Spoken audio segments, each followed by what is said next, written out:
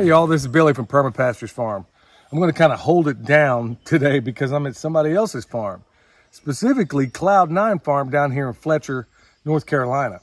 Now the cool thing about this, folks, and I just want to make it known out there, the cool thing about this time of year is that in this area, we're still a little bit early as far as blueberry picking. And look at this, my goodness, I've already pretty much picked this one out, but I'm filling up my little jug here. Yeah, let me... What? Let me just show them my berries. My goodness. Yeah, you've been out here a while. She's been she's been out here a while picking ahead of me. I was out there talking to one of the owners, Jeff, and his wife are fantastic, awesome, wonderful people. I was a little taken aback when he got out of his truck and pulled up and recognized me. He said, "Hey, you're the permaculture guy." And I'm like, okay, I don't get that every day, so it was a little weird. But cool at the same time, because it's awesome that you find yourself in this community that even through this, frankly, even through this medium of YouTube, that I'm finding out that there are so many wonderful people out there that I didn't know existed. And then we have what to me is a conversation way more valuable than the blueberries I'm picking right now. It's just a joy to come across so many other people like that. And I want to thank each and every one of you out there that watch these videos and evangelize them and reach out to us, because I'm realizing that I have such a wonderful communication and response with so many awesome people out there. If nothing else, this channel has been worth it just for that alone. So it's been a real pleasure and a joy to meet so many of you. But I'll get back to the blueberries. Okay, check this out. Look. These guys are everywhere. They're thick, and this is one of the ones that's probably already mostly picked out. But folks, if you haven't been out, if you haven't reached out, check it out. For your berries and stuff like that, reach out to your local orchards. Yeah, they're not necessarily permaculture per se, but they're blueberries, and we don't have any of ours. I mean, ours are coming up, but they're nowhere near as mature as the ones you see standing around me. But here's one cool thing you can take away from this video, because right now we're on an appointment-only basis. So if you reach out to some of the orchards out there, you don't necessarily, how many times have you been out there picking or otherwise where you're competing with everybody else that's out there?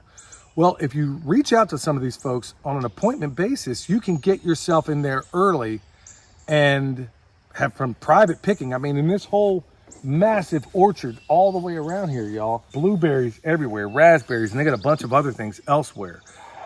Think about how cool it is if you're able to do it on an appointment-only basis and you have all of this. Essentially, we have it all to ourselves. There's two other people over here that are picking, but there's no way we can absolutely go hog wild, not compete with a bunch of other people trying to get all this stuff done.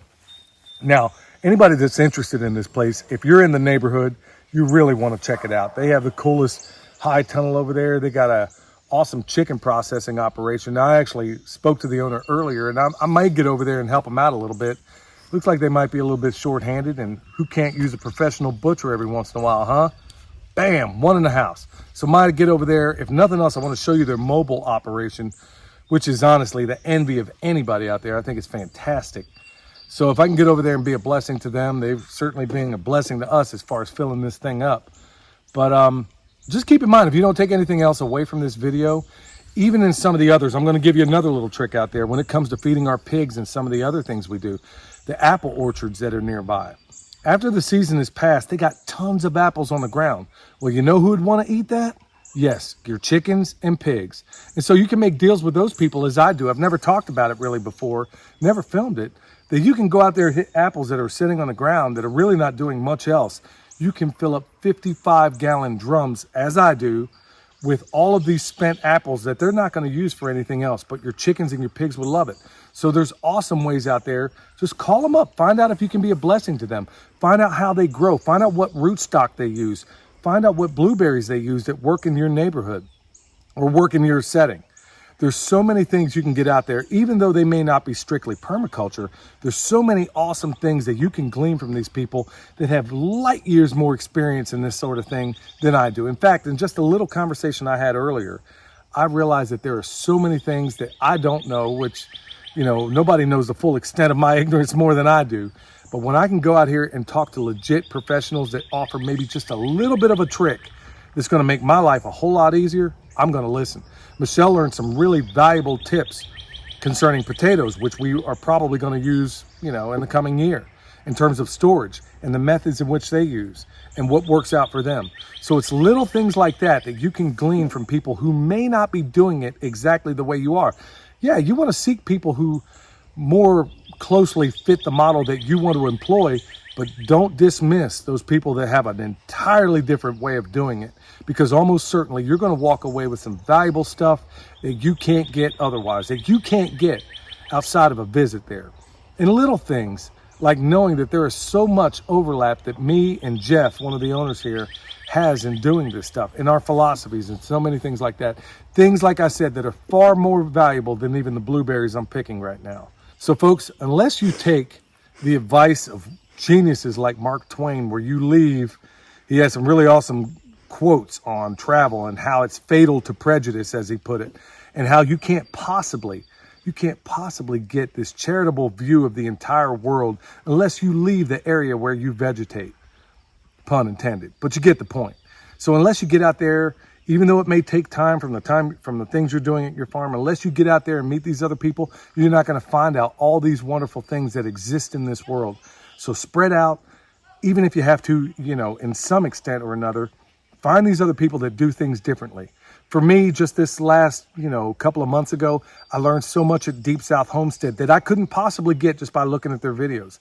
I learned so much from some of the other people that we visited along the way. The Modern Yeoman even picked up some really awesome tips that I haven't yet told him about just by visiting his place. So many different places. Jason and Lorraine at Sow the Land pick up little things there that I bring home that maybe when people visit us, they bring home to their place. So cross-pollinate, folks. Get out there, find these other places, and find jewels like this where I'm picking blueberries that are really as ripe as you're ever going to find, things that you can't possibly get in the store. So folks, I hope this helps. Michelle's irritated with me because I'm talking and eating at the same time, but she can't do anything about it because she's holding that camera right now. Oh, I can do something about it. So folks, we got to get back to picking because she's starting to give me those eyes that says, hey, you need to go to work. Plus they got raspberries that are ready. So we're going to have to get those done too. But folks, it's a real joy to be out here. Cloud9 Farms down in Fletcher. Check them out. Set up an appointment. Until next time, this is Billy, the Permaculture Pimp Daddy, where PIMP stands for permaculture is my passion. And meeting new and awesome, wonderful people is also a passion. We'll see you all next time.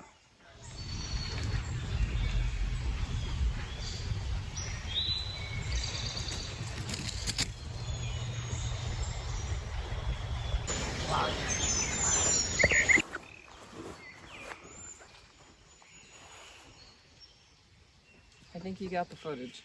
I don't think so. Why can't they? Michelle, smile. I did. Smile. The sun's in my eyes. Hey y'all, I'm going to show you one of my cool tricks when it comes to blueberries. Everybody, myself included, you want to pick them from up here, right? But I'm telling you, the mountain of all the blueberries I pick is going to come from down below. Nobody wants to get on their knees. Well, do what everybody else doesn't.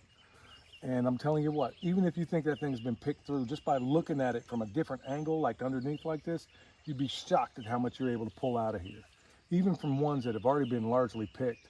So if you're one of the late comers in some of these orchards, go out there, hit it down low. You may have to get on your knees. You could even get a little 5-gallon bucket to sit on or whatever it is you need, but you'd be shocked. Everybody thinks they picked everything up high, but I'm telling you what, this is where I get the lion's share of everything. And they always seem to be juicier because everybody looked past them.